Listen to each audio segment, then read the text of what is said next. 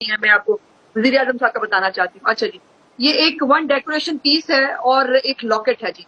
एक जो है वो एक और डेकोरेशन पीस है, टेबल मैट तक नहीं छोड़े मौसूफ ने, फिर एक डेकोरेशन पीस है, फिर वॉल हैंगिंग है और फिर एक गोल्ड प्लेटेड क्लाशनकोफ भी है, जिसका कोई अता पता नहीं है कि वो कहाँ गई और वो जो है वो कैसे हड़प हुई। उसके बाद ये लोड होने में टाइम लग रहा है, अदरवाइज मैं आपको ये सब पढ़ के बता दूंगी। तो ये मेरा चलो ख्याल वो है आप कि ये देख लें, आज लोड अपलोड होता है। लेकिन उस्मा बुखारी साहिबा, decoration piece, table map, wall hanging does not really make sense कि यहाँ पे इमरान खान करप्शन करेगा। After all he was the prime minister, पूरी दुनिया उसने देखी थी।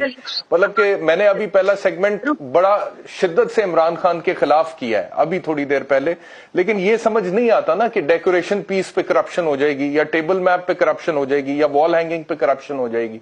और 30,000 से नीचे अगर तोहफे की नहीं कीमत है तो देखिए वैसे ही उसको खरीदने की